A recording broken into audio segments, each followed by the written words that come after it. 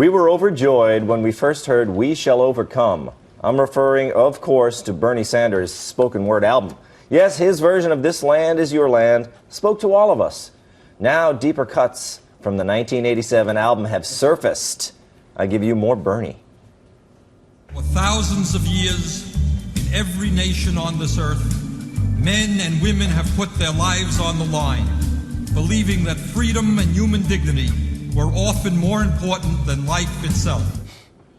It's fantastic. Let's hear another. The banks are made of marble, with a guard at every door, and the vaults are stuffed with silver. I need more Sanders. Where have all the soldiers gone? Long time passing. Where have all the soldiers gone? Long time ago. Now, guys, I think that... One more!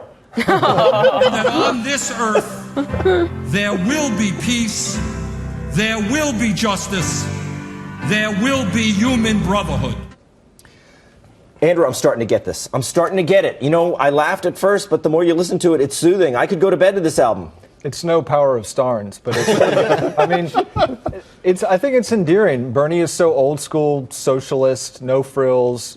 We don't need so many different brands of deodorant, like he said. You don't need inflection in a song. You know, he's old school. Yeah, you know, Ben, I often like the great talk singers. You know, like, and who is it? Rex Harrison, people like that. Do you think he's up there on a level with them? Well, you know, I mean, William Shatner was an excellent spoken word album. You know, so I think he's kind of the peak of it. And I think that listening to this is kind of the same thing, but for someone who's much, much, much more incapable of meeting with other people or dealing with society or anything like that. Much more crippled sort of in their own lives. Andy, I forgot to mention that you're on the panel here. Thank you very much. That always happens when when you join the panel. Yes. I forget to address that Mark Norman had to go do a gig. He did. And so you filled in the panel. Thanks for being here. Absolutely. Thanks for having me. Yeah. Do you want me to talk about the story? Yeah. Yeah. I listened to this, and for some reason I felt like I was about to be bar mitzvahed again. And then I remembered, can we play that tape? I remembered who he reminded me of. Can we play that? You care for a snack of some kind.